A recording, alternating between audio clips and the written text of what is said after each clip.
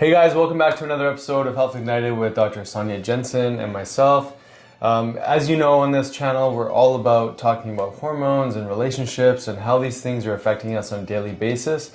Most importantly, we want to help you really understand how your hormones are being affected. And so what does that actually look like? It could be like fatigue or headaches or menstrual irregularities for women to insomnia, feeling like you're not motivated as you once were, maybe more chronic pain than before. But it can look like a lot of different things, right? Yeah, and how it impacts you might vary from your partner. So that's what creates some confusion in couples. And sometimes we don't understand what's going on with our counterparts because we're not in their bodies. We don't know maybe how their hormones work. And so through this education, what we're hoping is that you guys get to understand each other more deeply. Yeah, and you get to understand it from a male and female perspective and how these hormonal fluctuations can affect us on a regular basis. So if this is content you're enjoying, make sure you like and subscribe to our podcast and stay connected to all the upcoming content that we're going to be keep sharing with you guys. So today we're going to dive a little bit more into understanding this terminology around progesterone. In the last podcast, we talked a lot about the cycle changes, and sometimes this can feel kind of heavy and complex and whatnot, so we're trying to make it fun and understandable, but this reality of progesterone going through massive changes throughout a woman's cycle, and also just how it affects men too. We're going to be discussing some of that as well. But sort of let's set the stage for why progesterone can become so depleted and how that relates to the other core hormone for a woman, which is estrogen. Yeah, so we've touched before on how they work within a cycle. So estrogen dominates in the follicular phase, which is the first half, and then progesterone should dominate in the luteal phase, which is the second half. But there's so many things that will impact our estrogen, which will then relay information to the progesterone on how much it gets to rise. And when it doesn't rise, that's when symptoms start to show up. So most of us, I would say, are sitting in an estrogen dominant state, and that's because of our environment. So foods, chemicals, all the various things. So when it comes to estrogen itself, its job is to, one, give us like focus. It helps our memory. It helps lubrication. It's like a moisturizer. It's good for your skin. It's good for your heart.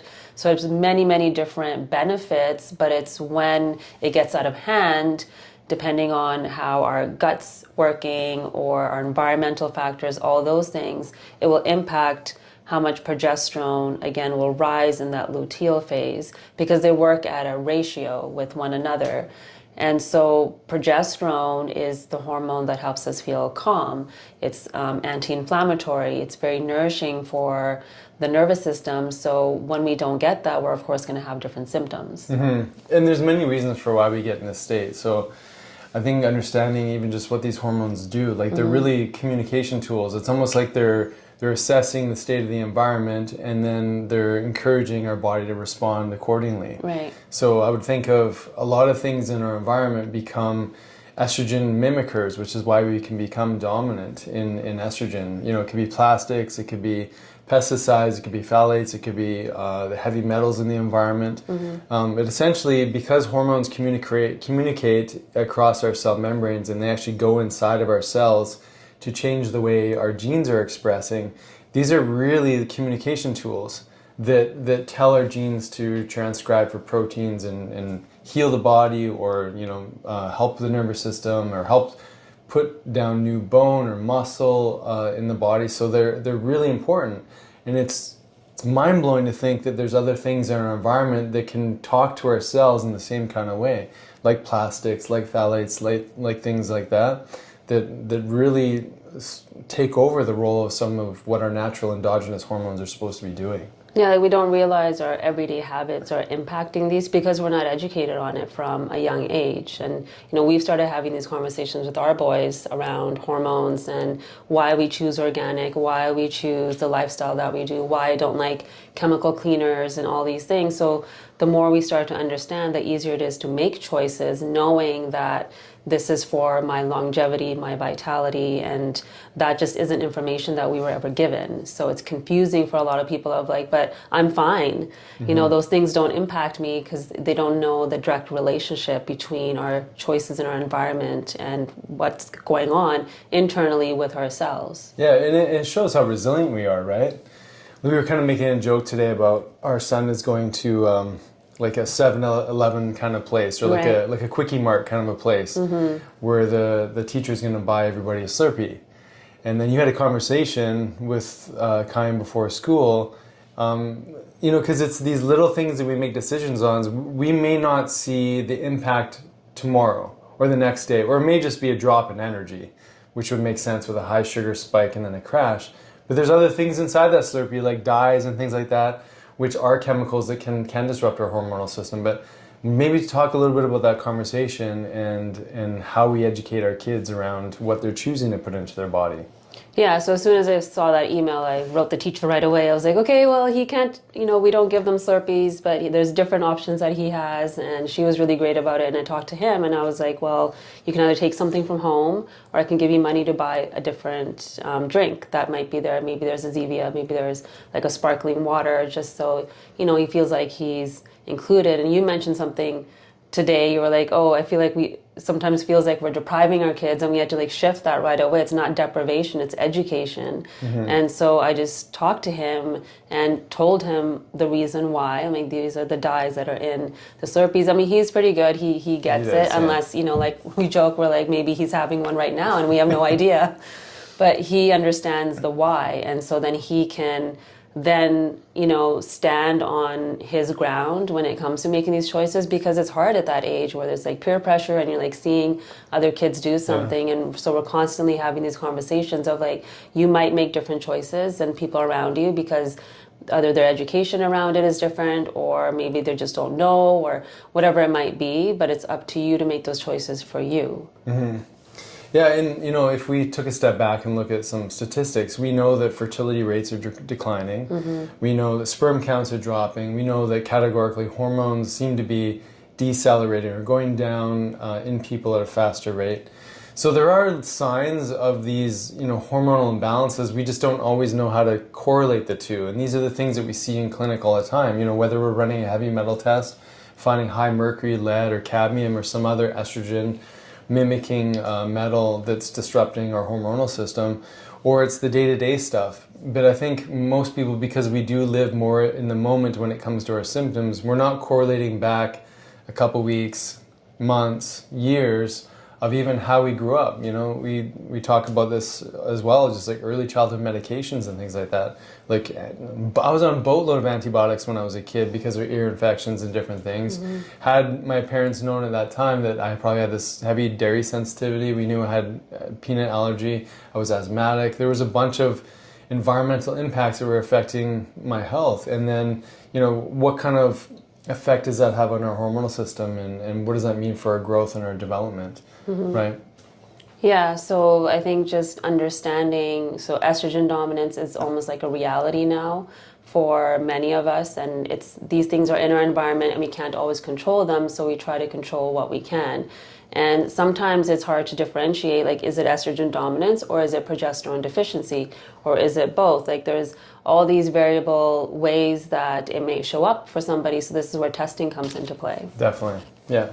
So let's talk now about, you know, so this is sort of some of the story around how we get to this place of estrogen dominance or progesterone deficiency. Maybe one little bookend for progesterone deficiency. Progesterone is a precursor to cortisol, right? Yeah, so it'll turn in... I did it again. Yeah, you did. Yeah. I'm trying to get her to finish my sentences. Yeah. Yeah. Anyways, progesterone is a precursor to cortisol, or stress hormone. And so when our stress is high, we're shunting a lot of that progesterone into cortisol, right? Like right now. Like right now. Okay. Yeah, so cortisol, like Nick said, is our stress hormone, and we've talked a lot about how stress itself will impact just the communication of our hormones, and how that will then play a role in how much progesterone rises again in that luteal phase. And it's in that phase where we don't feel well. So if we can look at, you know, is it the estrogen? Is it the stress? Is it all of that? Is it the physical, chemical, emotional? Like bringing all of that back together to understand, okay, which aspects of those can I control and understand so that I do get those nice curves throughout the month and in my cycle. Yeah, yeah. Okay, so jumping into the next topic around progesterone is, is what does this look like, or how is this affecting men versus women, and how's this affecting relationships, right? So do you want to start with some dialogue on this topic? Yeah, so when we talked about estrogen dominance, often we're just talking about women, but really it's impacting a lot of men today too. So if men aren't getting the right amount of testosterone and like motivation and all those things that they need because of the estrogen dominance, then that's going to impact a relationship. Because if, say for example, like the woman doesn't understand like why he may not be helping around the house, or just not motivated at work, and everything's falling on her shoulders, and she's already overwhelmed because she's estrogen dominant and low progesterone, then it's going to create this friction in the relationship, because there isn't an understanding that what we're doing every day, what I'm cooking with, what's in the environment is actually making a difference in my partner's mood. Big time. And yeah, so we can both, it's not just women who bioaccumulate estrogen, it's men too, obviously. We all live in this world that's complicated as it is, environmentally, but also socially, emotionally, relationship-wise, family-wise. There's a lot of dynamics that play a role on affecting us getting out of balance, right? So you mentioned, just the effect of men, and maybe men, for us, maybe it is more obvious when it comes to energy production, weight gain, pain, and sort of chronic aches and pains and issues, and even issues around sleep, not getting good quality sleep. And so looking at sort of this set of symptoms as a way to start to understand the hormonal system a little bit more is critically important. So just like for women, progesterone's really powerful at helping to support the mood and cognition and deep relaxation. And when we get a huge amount of stress as well, our progesterone will also deplete. And so there's something called pregnenolone, which is actually the mother hormone that converts into progesterone, which then goes down to make cortisol. This pregnenolone is like an adrenal marker. So your adrenal system plays a huge role in why progesterone could also get depleted. So again, when we're chronically in that stressed out state, we're going to be preferring a pathway in our body that's going to support stress management, as opposed to like muscle growth and development and a lot of the anabolic support that testosterone would give us. And that compounded by environmental estrogens are going to have a huge influence on our body's ability to actually, convert testosterone into its more potent forms, or is it going to get converted into estrogen because we're more depleted in our minerals and our vitamins and things like that, and there's just such a huge overwhelm of these environmental estrogen impacts. So I know it's a lot of stuff, but the point is there's many different inputs that can affect how our hormones get balanced. And so relationally, the man may just feel more lethargic, less engaged in the family, making excuses for why they may not be completing something, and just lacking some of that purpose and that drive to feel more like yourself. And I think too many of us as men just sort of give up on the fact that, well, it's just because I'm getting older. I'm meant to feel pain. I'm meant to be tired. I'm meant to have excuses why I can't play with my kids, or whatever that story is, right? And it's got a huge impact on the relationship. Yeah, so for women too, if we're talking about the luteal phase where progesterone is supposed to rise, but if we're stuck in those states, then there's more irritability, there's more sadness too. So it can vary in regards to our emotional body, and then it can be really easy to be more reactive to something really, really simple that maybe we didn't react to in that first phase. So then how we see our partner changes, how we're relating to our kids start to change, and then all of a sudden beyond that, guilt and shame start to show up, because we know that's not who we are, and yet we're feeling reactive. It's almost like there's this voice telling us in our minds like, hey, you don't have to say that, but we say it anyways, because it's like we're not in control, we're not in the driver's seat anymore, because all these things are overwhelming the system and the communication system inside. Yeah, definitely. I mean, I like to think of it as like bandwidth. You only have a certain amount of bandwidth each day, and as there's different influences that are pulling your energy in different directions, or like expectations from work, or your partner, or family demands, or what kind of travel plans are coming up, or what kind of what are things in the future that have yet to show up that you're thinking about and consuming your time. So a lot of our energy gets just blast it out in a multitude of different directions, which then you still have to find a way to connect with your partner, right? Yeah. And sometimes it just comes across as abrasive or short, or you're in a place where you're starting to expect your partner to finish your sentences. Right, Yeah. like today. Well, you said expectation. I did a video the other day on sexpectation. Oh, yeah, I heard let's that talk about word that. by Dr. Jolene Brighton. She was on Women of Impact podcast. And I loved how she wove all that together. I mean, we've talked about testosterone before, but even estrogen, if estrogen's not doing what it's meant to do because its receptors are bombarded by the environmental toxins and whatnot, that's the hormone that helps us feel sexy in our body, makes us feel good, more voluptuous, just really, it's that feminine hormone. And if that's not there in the same way it needs to be, it's going to shift how we step into ovulation and that libido phase. And so it's going to change our relationship with our body and also then how we show up intimately with our partners.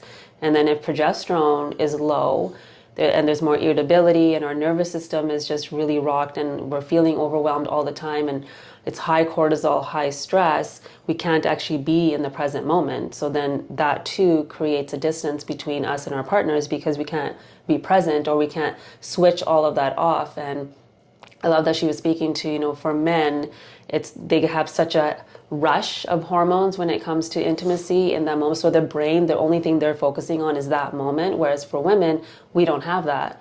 So it takes... You should try it. It's really great. Right. Yeah. I'm sure it is.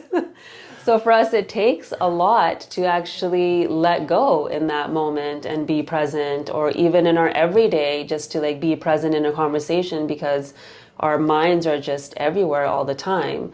And then so now throw life there and then throw on top of that, we have the imbalance in our hormones. So there's this internal irritability that's there all the time. It's going to make it harder for us to communicate with others or to make plans or to even find creativity and find joy and find all those things, which then, creates this distance within, but also within the relationships. So how would you define sexpectation then? That you maybe kind of did right, it, but that there's an expectation that we should feel the same all the time and that we should be able to step into it instantly. And when we don't, there's a lot of shame and guilt around it because our partner doesn't know how it feels to be in this body and experience that lack of hormones. Yeah, that dysfunction. This is such an important conversation. We've talked about the intimacy podcast where we kind of laid out some of this information too, but this is huge because, and then on the man's side, on that relationship side, he could just feel resentment. Right. And I think or rejected or whatever. Oh, totally. All the above. And I think this is when this kind of goes untreated or unsupported for a long time, this is where relationships break down. This is where there's infidelity to divorce. There's all sorts of things because intimacy and physical connection for one partner might be really strong and might be a high need. And for the other partner, because of other life circumstances, maybe childhood upbringing, all sorts of other, traumas and things like that, they may not connect quite the same way as in which their partner wants to connect. And then, and then you throw in a hormonal challenge on top of all that. It can be really difficult to navigate. Yeah. Okay, so that's expectation. That's understanding the relationship between progesterone for men and women. And then we're going to talk about what are some amazing things that people could do to support progesterone health in their body. Yeah, so I think you talked about it before. It's the stress piece. So for, coming off of just talking about couples, if we can start communicating the overwhelm, sharing the load, and creating understanding, because all we want as humans is to be understood. And when we feel that lack of understanding, that's what's creating the resentment and the stress and keeping us in that fight or flight state. So if we can create moments of communication and then tools that maybe independently help us relax and feel more connected and grounded, it'll then tell the brain hey, she doesn't have to be in this state all the time. She doesn't need to survive. She can actually thrive. So I don't need to keep converting this progesterone into cortisol. She doesn't need that much anymore, or he doesn't need that much anymore.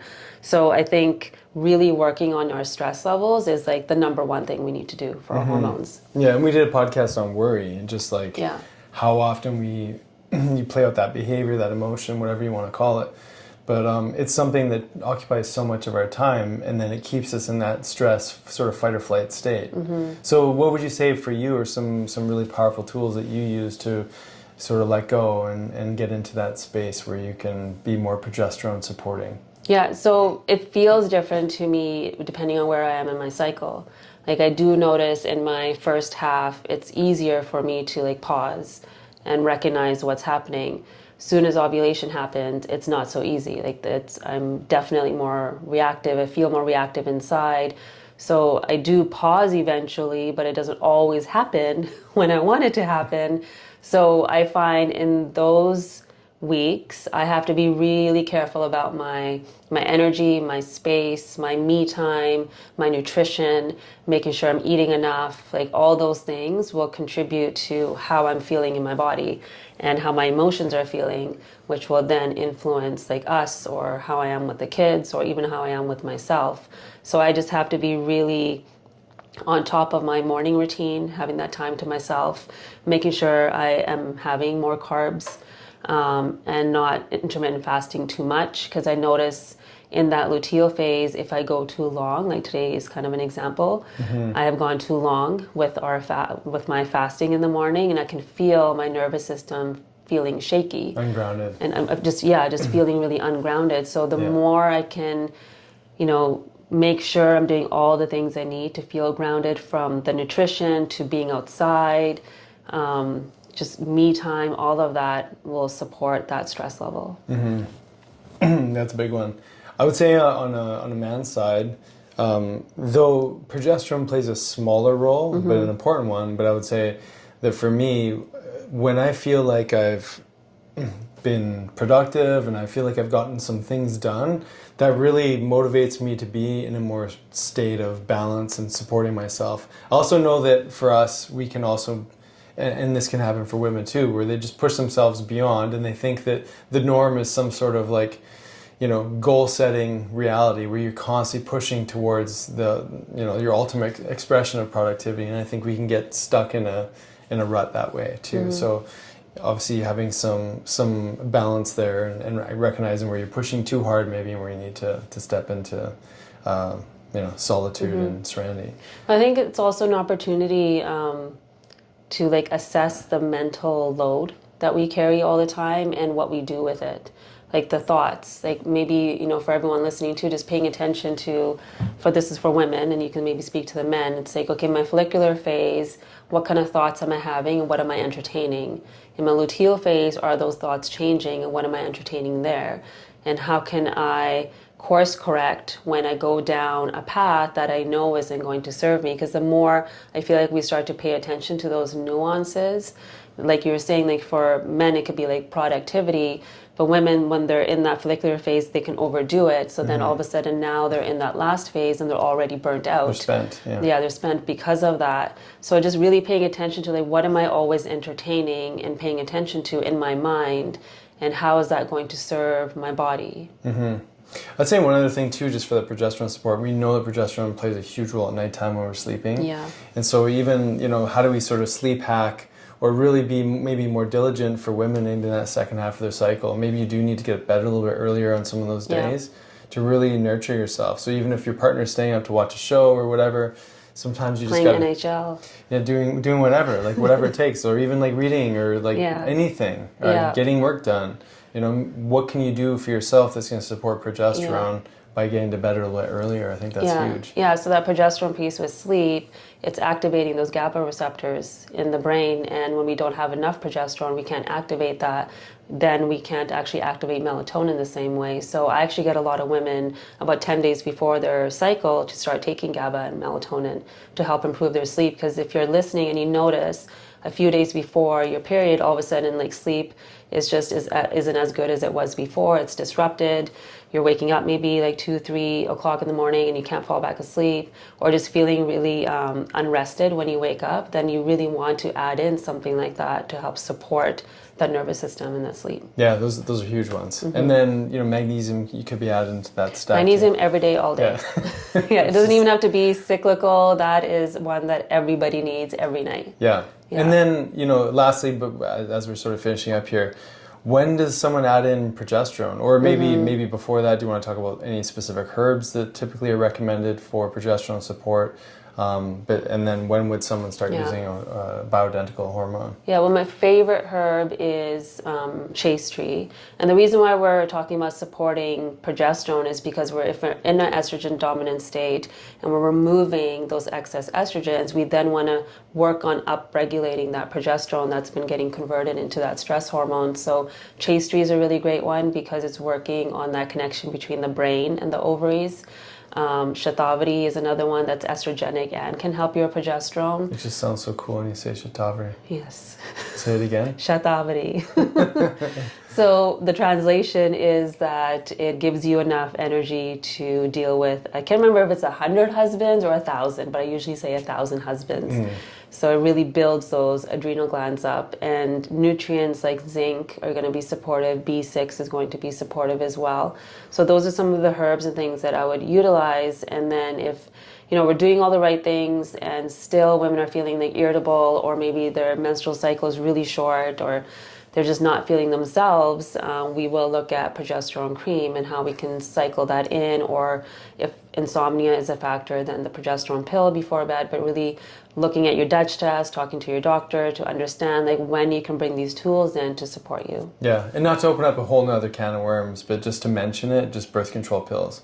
I mean, how many times is it that you're having conversations with women around some of the challenges around birth control and how that also can be kind of messy when it comes to the that's a hormonal whole system. other podcast, because you have your progesterone only, you have your other generations that are from testosterone, so or IUDs and all of it. Yeah, but it's worth mentioning because a lot of women, even as a treatment for perimenopause, are still on birth control. So it's just, it's something to bring up with the doctor too, just around, your hormone plan and being aware of there's many things that influence this phase and that can have a direct impact on how your progesterone's behaving in your body. Yeah. So what about bioidentical progesterone for men? Because lately I've been seeing men using it too for sleep and this nervous system. Well, I think even, because pregnenolone is a precursor to progesterone, it makes me wonder like how much one would use, one over the other. And I've only used it with some of our men on a rare occasion when sleep is just not correcting. But to be honest, when it comes to men, because it's such a small amount that's needed in men, usually when they take care of the lifestyle things, they take care of the insulin resistance or like the disordered eating, whatever you want to call it, all the way to, working too much, not having enough downtime. Like there's many reasons why progesterone gets depleted. And and most people, when we're doing those standard tests, blood tests anyways, it comes in a normal rhythm very soon after getting more rehabilitation on sleep planning. So yeah, I think maybe short term, but I would think of like the mother hormone as more of a support, because pregnenolone can move into DHEA or testosterone, estrogen, but it can also move into progesterone. Those are my thoughts. Yeah. Good. Okay, so thanks so much for tuning in. These are all, part of the regular communication that we have even in our Health Ignited group, that we talk in much more detail with these people. And this is our membership plan, or program I should say. So anyone who is enjoying these conversations, wants to do deeper dives, wants to be involved in a community setting, come check out the Health Ignited community. Yeah, it's all about connection, and we talked about progesterone and stress. So one great way of actually reducing that cortisol in our bodies is to be in connection and community. Yeah, so check it out. And you can go to drsjensen.com to find out more about that one.